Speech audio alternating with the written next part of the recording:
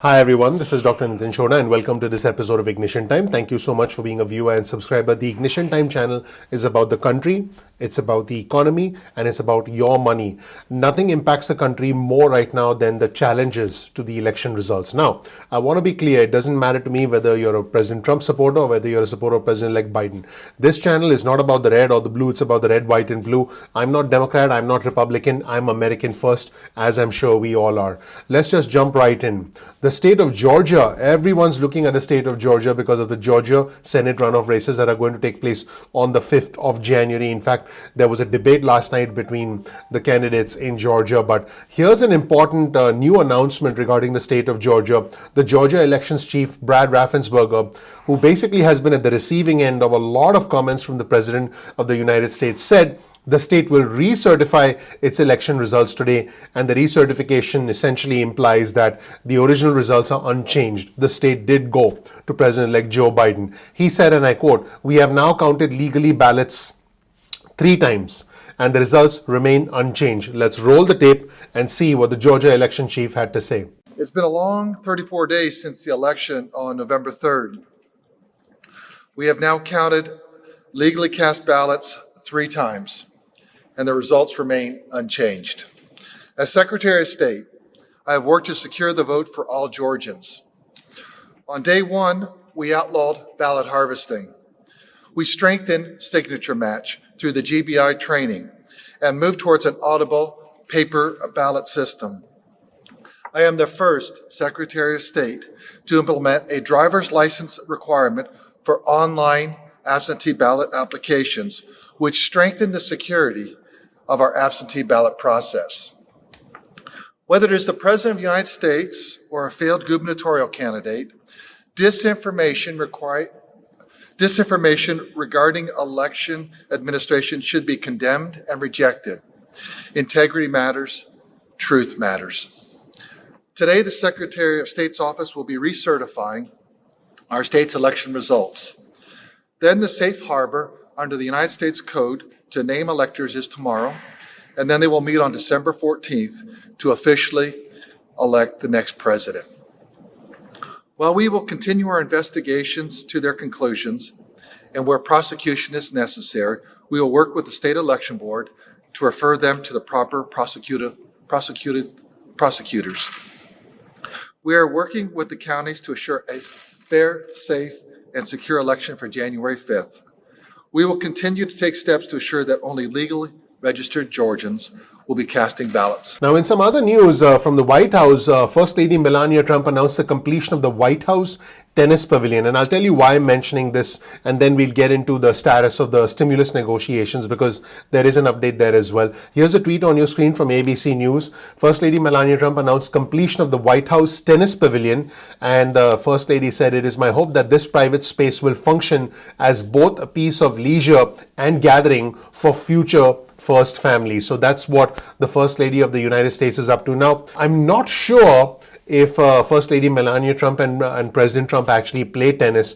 I do know that President Barack Obama was a big basketball fan. In fact, you see this tweet on your screen from Michael Beschloss, who's an NBC News presidential historian and contributor to the PBS NewsHour. And he wrote that the President Barack Obama used the White House tennis courts to play basketball next to where the tennis pavilion now stands. So you'll see a picture of President Barack Obama back in 2009 playing basketball and on the tennis courts, and just thought that would be something worth noting. Now let's get into where the stimulus negotiations stand. Jeff Stein from the Washington Post reported this. You'll see the tweet on your screen. We're still at $300 a week in unemployment benefits. This would not, I repeat, unfortunately, not be retroactive to October and November. This will cover 16 weeks starting the 1st of January, and the PUA and the PEUC has indeed been extended.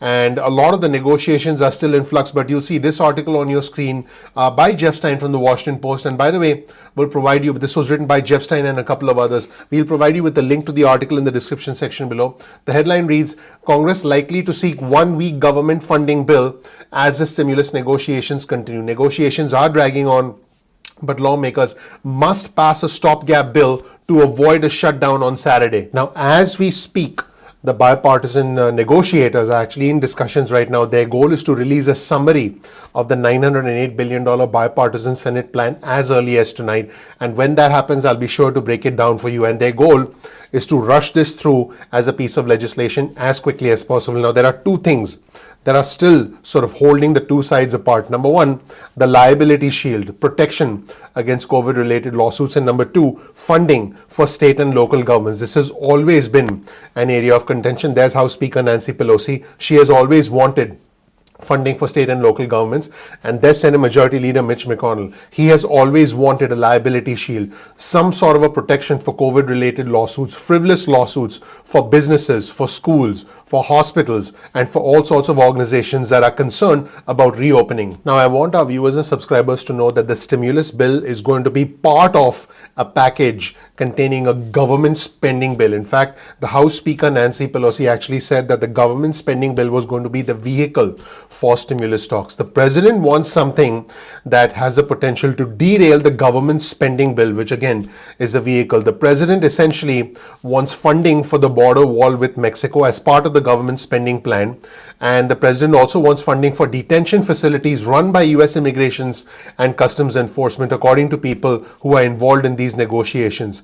And Democrats are essentially going back and forth with the Republicans right now. Here's a comment on your screen from Josh Gottheimer, who's a Democrat from New Jersey, co-chair of the Problem Solvers Caucus. He said, everyone feels a sense of urgency. There is not a person on the Hill, I think, who doesn't feel the urgency. He said, I think everyone recognizes the clock is ticking and it's getting louder. I think that's forcing resolution. And the good news is we've made a lot of progress. Now, speaking of progress, Bernie Sanders and Alexandria Ocasio-Cortez have criticized the $908 billion stimulus package because it does not include $1,200 stimulus checks. In fact, Bernie Sanders in particular was not happy with the liability shield. You see this article on your screen from Fox News that says that Sanders and AOC criticize the $908 billion bipartisan Senate plan, and they say that it needs to include a $1,200 stimulus check. This is what Bernie Sanders said in a statement last week, and I quote, "It is unacceptable that the proposal does not even do what the CARES Act did and provide at the very least a $1,200 direct payment to working class Americans and $500 for their kids. Tens of millions of Americans living in desperation today would receive absolutely no financial help from this proposal.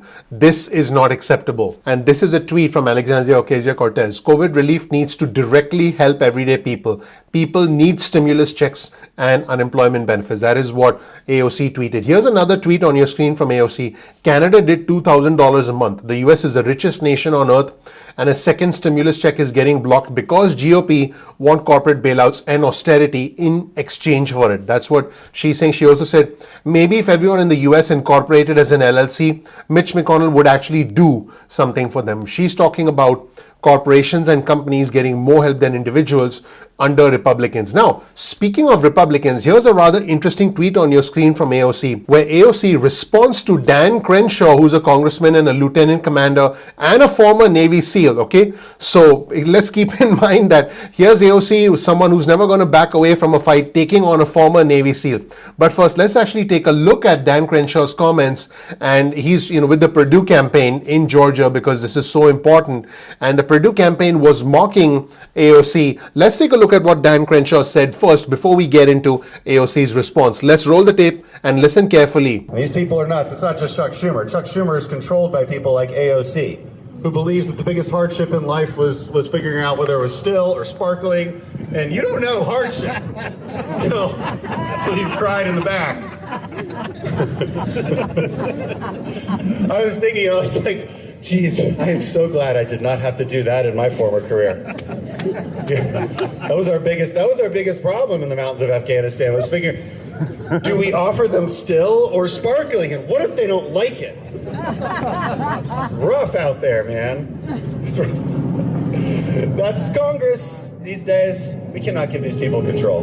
We cannot give these people control. Yeah, that was interesting. I can tell you one thing. I'm never going to get into an argument with a former Navy SEAL. I'm not going to do that. But AOC, like I said, never one to back away from a fight, wrote this in her tweet. The GOP acts like they care, but behind closed doors, this is what they actually say about the working class. Good to know how little you truly think of food workers, Dan Crenshaw.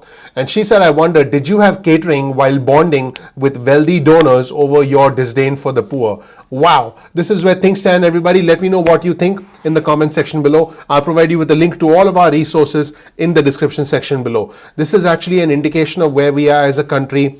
And I think that we're all so, let's just say, deeply divided that it's hard for us to come to a consensus. Let me know what you think in the comment section below. And before I wrap up this video, one more piece of news that just came in as we were wrapping up this video.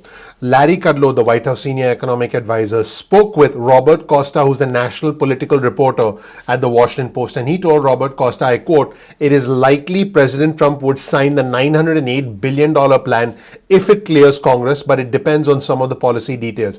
I have mentioned this earlier on in one of my videos that if the Senate Majority Leader brings this for a vote to the floor of the Senate. By the way, we are probably a couple of days away from that because the entire bill is being drafted as we speak.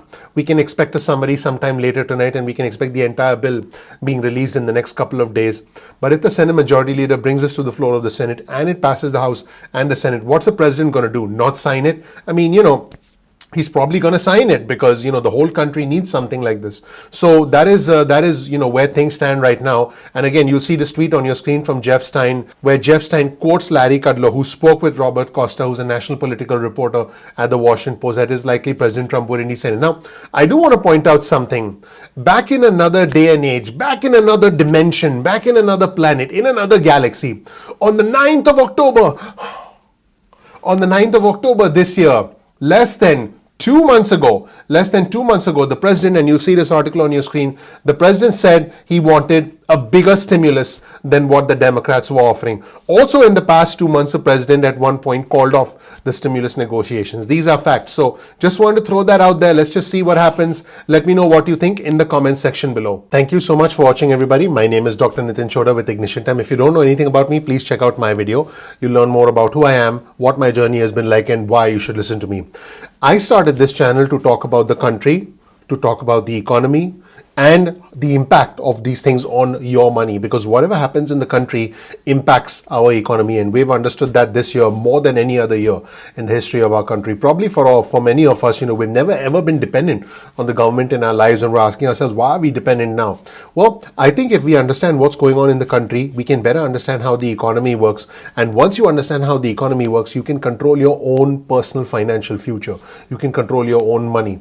We release videos at 2 p.m. East Coast time. That's 2 p.m.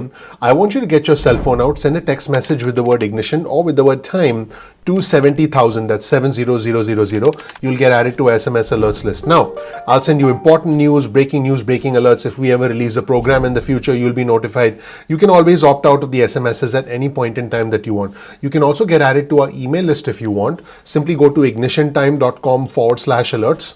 That's ignitiontime.com/alerts and get added to our email list. Now, keep in mind, sometimes YouTube does not send out notifications on time. It happens. That's technology for you. So all you have to do is simply bookmark youtube.com/ignition time. That's youtube.com/ignition time. And then you'll be able to visit the homepage of our channel and check out our videos at any point in time that you want. You can also follow us on Instagram. Our Instagram handle is ignition_time. That's ignition_time. Also, if you like, you can follow us on Twitter. Our Twitter handle is also ignition_time. You'll get breaking news and alerts from us on Twitter. Now, also remember that if you learn something new from this video, all I ask, you please click the like button. Please subscribe, please enable notifications. That would really mean a lot to me. That tells YouTube that you found the content helpful. That does help out the YouTube algorithm. Please share this video with friends and family. Also, please comment below, because when you comment, you get a chance to engage with our community. Our community is something I'm personally very proud of. We are bipartisan, we are intelligent, we are objective. Most importantly, we are all respectful of each other. And I think we all have a common goal, which is to help each other and understand what's going on so we can make better decisions about our own financial future. So that's where things stand, everybody. As always, you will find a link to all of our resources in the description section below. I really appreciate you watching. I'm looking forward to seeing you in the next episode of Ignition Time. Take care. Bye.